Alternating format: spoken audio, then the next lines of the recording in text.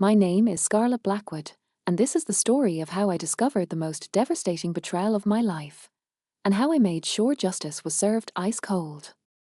It all started 3 years ago when I married the love of my life, Marcus. Our wedding was perfect, a fairy tale ceremony in Tuscany with our closest friends and family. Marcus looked so handsome in his tailored suit, and I felt like a princess in my custom Vera Wang gown. Everything seemed perfect. Too perfect, as I would later discover.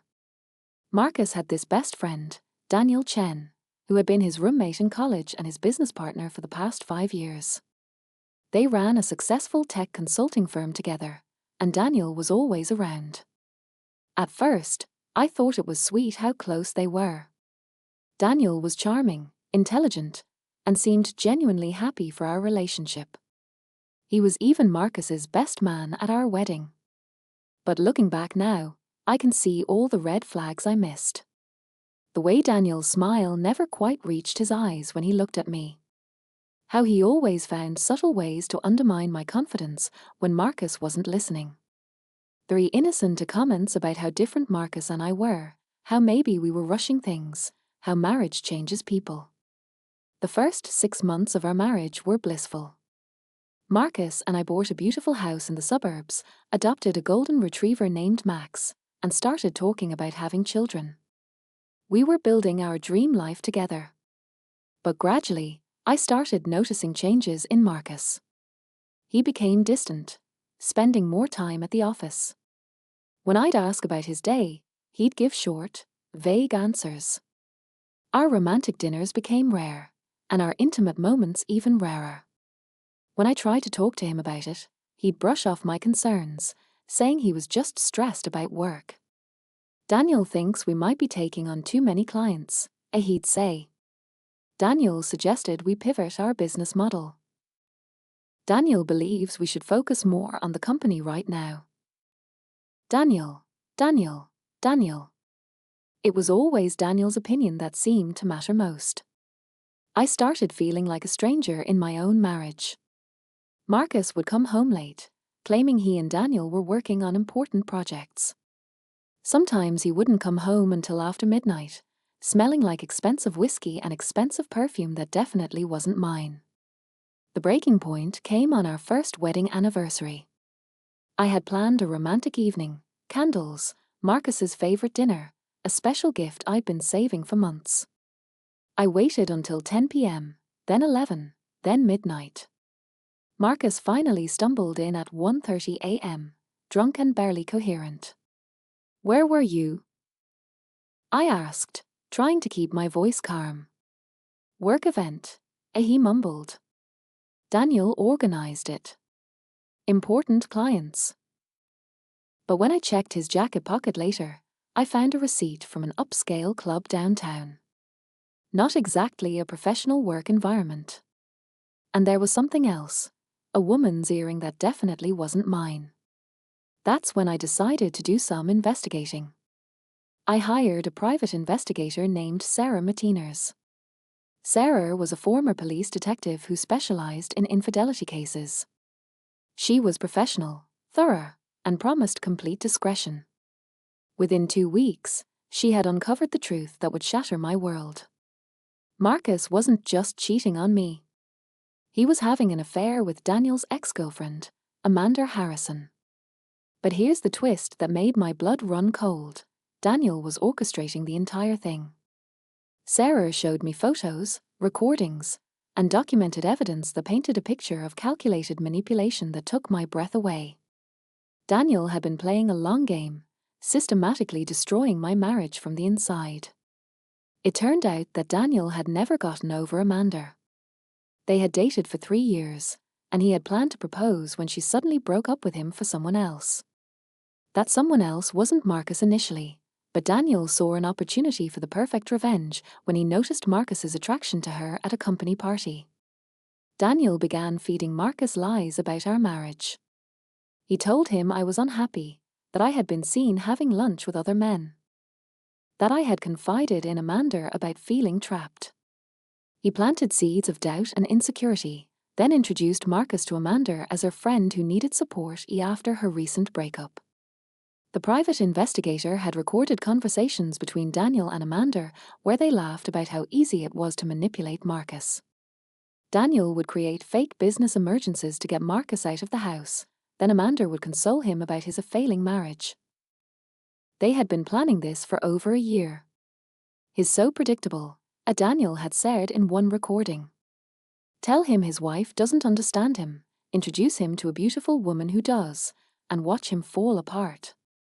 Scarlett will never know what hit her." But Daniel had made one crucial mistake. He underestimated me. I spent the next month carefully planning my response. I couldn't just confront them. That would give them a chance to cover their tracks or turn the situation around. I needed to be strategic, methodical, and absolutely devastating. First, I gathered more evidence. I installed discreet cameras in our home to document Marcus's lies about his whereabouts. I hired a forensic accountant to examine the business books. If Daniel was willing to destroy my marriage, I suspected he might be willing to steal from the company too. I was right. Daniel had been embezzling money for months, funneling company funds through fake vendor accounts. I also discovered that Daniel had been sabotaging potential business deals, deliberately losing clients to create stress in Marcus's life. He wanted Marcus vulnerable and dependent on his support. But my masterstroke was discovering Daniel's secret. He had been stealing intellectual property from their clients and selling it to competitors. This wasn't just betrayal of friendship, it was corporate espionage that could land him in federal prison. I documented everything meticulously. Photos, videos, financial records, email communications I recovered from Marcus's computer. I built an airtight case that would destroy Daniel completely. Then I planned the perfect moment to reveal everything. Marcus and I had plans to attend Daniel's 30th birthday party, a lavish affair he was throwing at an upscale restaurant downtown. Amanda would be there, along with all their mutual friends, business associates, and Daniel's family. It would be the perfect stage for my revelation. The week before the party, I made my preparations.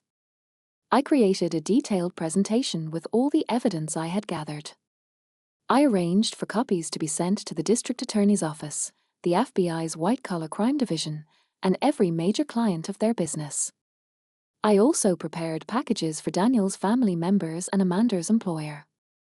But I wanted the initial revelation to be public and devastating. The night of the party, I arrived looking absolutely stunning. I had spent the day at a high-end salon, getting my hair and makeup done professionally. I wore a red dress that Marcus had bought me for our anniversary, the anniversary he had missed. I wanted to look like the confident, beautiful woman I was, not the broken wife they thought they had created. Marcus seemed nervous when he saw me. "You look beautiful," he said, but his eyes were guilty and shifty. "Thank you, darling," I replied with a perfect smile. "Tonight is going to be very special." The party was in full swing when I made my move.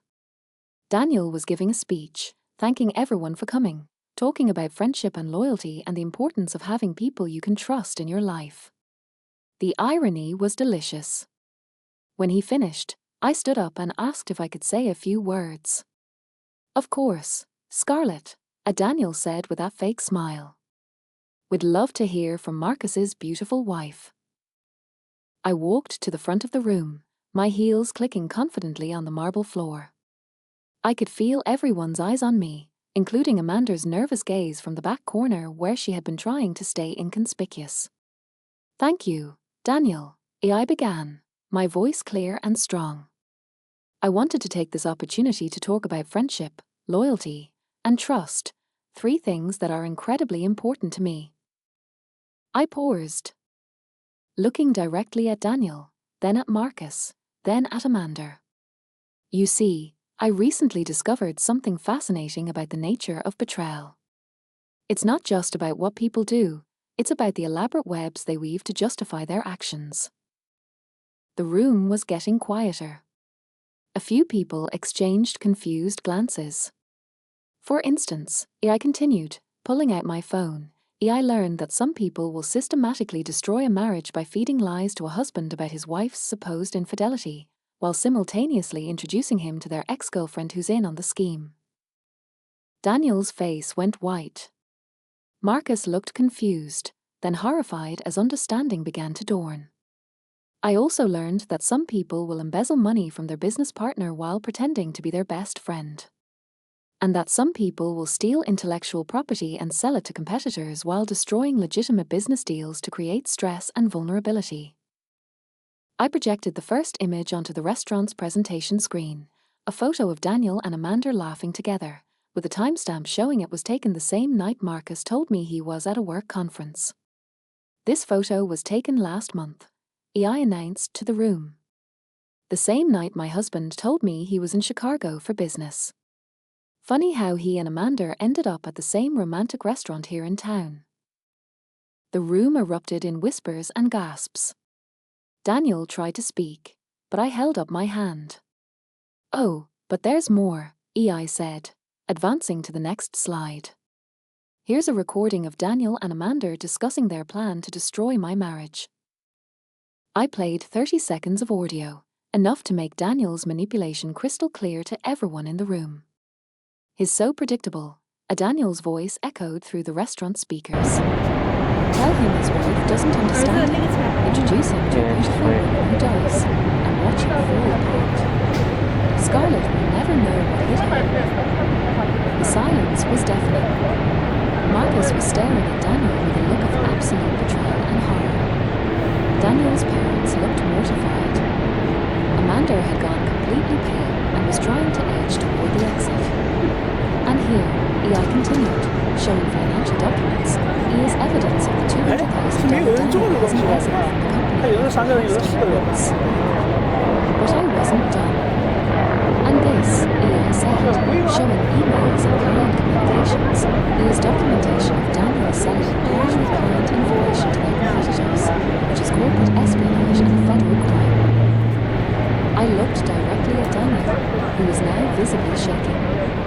"I want everyone here to understand something very important," I said, my voice carrying across the silent room.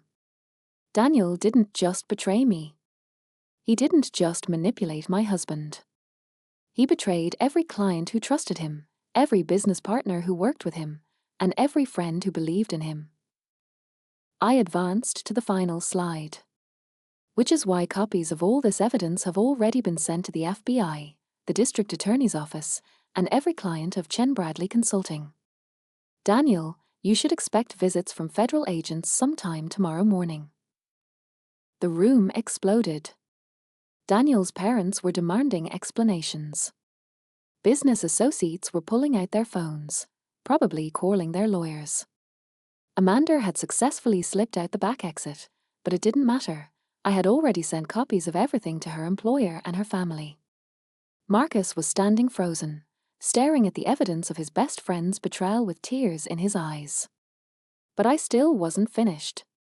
"There's one more thing," I announced, and the room quieted again. "Marcus, I want you to know that I forgive you." Marcus looked at me with surprise and hope. "I forgive you because I understand now that you were manipulated by someone you trusted. Daniel didn't just betray our marriage, he betrayed your friendship and your trust. He used your insecurities against you and fed you lies designed to make you doubt the love we shared." I walked over to Marcus, who was now crying openly. "But," I continued, "a forgiveness doesn't mean there are no consequences. I filed for divorce. Our marriage can't survive this level of deception, even if it was orchestrated by someone else. You chose to believe lies about me rather than talking to me directly. You chose to have an affair rather than working on our relationship." Marcus tried to speak, but I held up my hand. "However, because I understand you were manipulated, I'm not going to destroy you the way I'm destroying Daniel. The divorce will be fair. We'll split our assets equally, and I won't pursue damages for emotional distress. All I ask is that you get therapy and learn to recognize manipulation in the future." I turned back to address the room. As for Daniel, His life as he knows it is over. He'll be facing federal charges for corporate espionage and embezzlement. He'll never work in tech again. Every relationship he has will be tainted by the knowledge of what he's capable of. And he'll have to live with the knowledge that his elaborate plan for revenge against Amanda ultimately destroyed his own life instead of mine. I gathered my purse and coat. Thank you all for your attention tonight. I hope this serves as a reminder that betrayal always comes with consequences, and that underestimating people is a dangerous game. I walked toward the exit, but paused at Daniel's table. Oh, and Daniel? Happy birthday. I hope it was everything you deserved. The aftermath was swift and brutal. Within 48 hours, Daniel was arrested on federal charges. The FBI raid on his apartment and office made the local news. 3 major clients immediately terminated their contracts with Chen Bradley Consulting, and Marcus was forced to rebrand and rebuild the business from scratch. Amanda lost her job when her employer discovered she had been involved in corporate espionage. Her reputation in the industry was destroyed, and she ended up moving back in with her parents in another state. But perhaps the most satisfying consequence was watching Daniel's carefully constructed life crumble piece by piece. His family disowned him after learning about his manipulation and criminal activities. His other friends abandoned him when they realized they couldn't trust anything he had ever told them. He lost his luxury apartment, his expensive car, and his carefully curated social media presence. The federal case against him was airtight. My evidence was so comprehensive that his lawyers advised him to take a plea deal. He was sentenced to 3 years in federal prison and ordered to pay restitution of over $500,000. But the criminal penalties were just the beginning. I also pursued civil litigation for the emotional distress and damages his actions caused. The court awarded me a judgment that would ensure Daniel spent years paying for what he had done to my life. Marcus, to his credit, handled the aftermath with more grace than I expected. He didn't try to fight the divorce or make excuses for his behavior. He entered therapy, as I had requested, and worked to rebuild his business legitimately. We managed to maintain a civil relationship during the divorce proceedings. 6 months after that birthday party, our divorce was finalized. Marcus sent me a letter apologizing again and thanking me for not destroying his life the way I had destroyed Daniel's. He acknowledged that while he had been manipulated, he was still responsible for his choices and their consequences. The letter included a check for an additional $50,000 beyond what the divorce settlement required, money he said he wanted me to have to help start my new life. I hope someday you can find someone who deserves your intelligence, your strength, and your loyalty, he wrote. I'll spend the rest of my life regretting that I wasn't that person. As for me, I used the settlement money and the civil judgment against Daniel to start my own consulting business.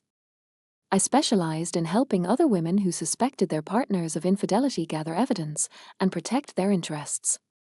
My experience had taught me valuable skills in investigation, documentation, and strategic planning.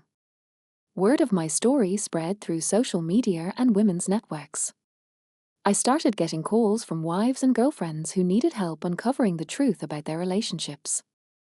I partnered with Sarah Matiners, the private investigator who had helped me, and we built a thriving business helping women protect themselves from betrayal and manipulation. The most rewarding part of my new career was helping other women discover their own strength. So many of them came to me feeling powerless and broken, believing they had no options. I showed them how to gather evidence, protect their assets, and plan their futures strategically. One client, Jennifer, discovered that her husband of 15 years had been embezzling money from her family trust fund to support his gambling addiction and affair. Using the methods I had developed, we gathered evidence that not only secured her a favorable divorce settlement, but also led to criminal charges against her husband for theft. Another client, Maria, suspected her boyfriend was manipulating her teenage daughter from her previous marriage. We installed security cameras that captured him verbally abusing the girl and trying to isolate her from her mother. The evidence led to a restraining order and helped Maria escape a potentially dangerous situation. But perhaps the most satisfying case was Rachel, whose situation was remarkably similar to mine. Her husband's business partner had been systematically undermining their marriage while embezzling from their joint business. Using the techniques I had perfected, we gathered evidence that led to the business partner's arrest and Rachel's ability to rebuild her life with the majority of the business assets. 2 years after my divorce, I received an unexpected phone call. It was from Amanda Harrison. She was calling from a treatment facility where she was receiving therapy for manipulation and codependency issues. She wanted to apologize for her role in destroying my marriage and to thank me for not pursuing criminal charges against her. I know this doesn't excuse what I did, as she said, her voice shaky and remorseful. But I want you to know that Daniel manipulated me too. He convinced me that you were a terrible person who didn't deserve Marcus, and that we were doing Marcus a favor by freeing him from an unhappy marriage. She explained that Daniel had used her own insecurities and her history of relationship failures to convince her that participating in his scheme was justified. He had promised her that once my marriage was destroyed, he would leave his girlfriend and they would be together again. I was so desperate to believe that someone loved me that I ignored all the red flags, as she continued. I realize now that Daniel never loved me. He was just using me as a weapon to hurt you and Marcus. I listened to her apology with mixed feelings. While I appreciated her acknowledgement of wrongdoing, I couldn't forget the pain her actions had caused. Amanda, I said finally, I accept your apology. But I want you to understand something important. You weren't just Daniel's victim, you were also my victimizer. You made choices to participate in hurting innocent people. Daniel's manipulation doesn't excuse your decisions. She was quiet for a moment. You're right, as she said. I made my own choices, and they were wrong. I just wanted you to know that I'm working to become a better person, and that I'll spend the rest of my life making sure I never hurt anyone the way I hurt you. After we hung up, I reflected on how much my life had changed. 2 years earlier, I had been a naive newlywed who trusted everyone and assumed the best in people. Now I was a successful businesswoman who helped other women protect themselves from betrayal and manipulation. The experience had made me stronger, smarter, and more independent than I had ever imagined possible. While I wouldn't wish the pain of betrayal on anyone, I had to acknowledge that it had ultimately led me to discover capabilities I never knew I possessed. 6 months later, I received another unexpected contact. This time it was a letter from Daniel, written from federal prison. The letter was 12 pages long, filled with apologies, explanations, and requests for forgiveness. He wrote about the therapy he was receiving in prison, his newfound understanding of his psychological issues, and his remorse for the pain he had caused. I destroyed everything good in my life because I couldn't let go of my anger and jealousy, he wrote. I hurt innocent people because I was too cowardly to deal with my own pain in a healthy way. I know I can never undo the damage I caused, but I want you to know that I think about it every day. He went on to explain that seeing his parents' disappointment and losing all his friends had been the wake-up call he needed to examine his behavior honestly. You were right to destroy my life, he wrote. I deserved every consequence you brought down on me. I just hope that someday I can become the kind of person who would never hurt anyone the way I hurt you. I read the letter twice, then put it in my files. I didn't respond. Daniel's journey toward redemption was his own responsibility, and while I hoped he would become a better person, I had no obligation to absolve him or make his process easier. My focus was on the future, not the past. 3 years after my divorce, I met someone new. His name was Dr. James Morrison, and he was a psychology professor who specialized in studying manipulation and emotional abuse. We met at a conference where I was speaking about helping women recognize and document psychological manipulation in relationships. James was intelligent, kind, and refreshingly honest. He had been through his own experience with a manipulative ex-wife, so he understood the importance of transparency and open communication in relationships. Our relationship developed slowly and carefully. We both understood the value of trust and the danger of rushing into commitments. We spent months talking about our past experiences, our values, and our expectations for the future. When James proposed 2 years later, it was in the context of a relationship built on mutual respect, honest communication, and genuine partnership.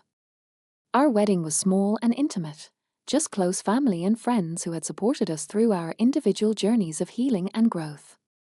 Standing at the altar with James, I thought about how different this felt from my first wedding. There was no naivety this time, no assumption that love alone would protect us from life's challenges. Instead, there was wisdom, strength, and the knowledge that we were both choosing each other with full awareness of what real partnership required. Marcus attended our wedding, bringing his new girlfriend Sarah, the therapist who had helped him work through his issues with trust and manipulation. We had maintained a friendly relationship over the years, and I was genuinely happy to see him building a healthier relationship based on honesty and communication. During the reception, Marcus pulled me aside for a private conversation. "I want to thank you again," he said. "Not just for how you handled our divorce, but for showing me what real strength looks like. Watching you rebuild your life and help other women has been inspiring. You turned the worst thing that ever happened to you into something meaningful and powerful." I smiled at him. We both learned important lessons from that experience. I'm glad you're using yours to build something better. As I looked around at the celebration, at James's kind family, at my supportive friends, at the business partners who had become like sisters to me, I realized that Daniel's attempt to destroy my life had actually led me to a much better one. The revenge I had planned and executed had been satisfying, but the life I had built afterward was the real victory. I had discovered my own strength, found my purpose in helping others, and built relationships based on honesty and mutual respect. Daniel had thought he was orchestrating my downfall, but he had actually orchestrated my rise. 5 years after that devastating birthday party revelation, I received a final communication related to the whole saga. Daniel had been released from federal prison after serving his full sentence, and his parole officer contacted me as part of his reintegration process. Daniel wanted to make financial amends beyond the court-ordered restitution. He had been working in the prison library and had saved every penny he earned to create an additional fund for his victims. His portion for me was $15,000, not a large amount, but significant given his circumstances. I accepted the money and donated it to a non-profit organization that helped women escape abusive relationships. It seemed fitting that Daniel's attempt to make amends would ultimately help other women protect themselves from manipulation and betrayal. I never saw or spoke to Daniel again after his release. I heard through mutual acquaintances that he had moved to another state, changed his name, and was working as a janitor while trying to rebuild his life. His fall from successful tech entrepreneur to convicted felon working minimum wage jobs was complete. But I didn't take satisfaction in his continued struggles. By that point in my life, I had moved so far beyond the pain he had caused that his fate felt irrelevant to my happiness. The best revenge, I had learned, wasn't his destruction, it was my success.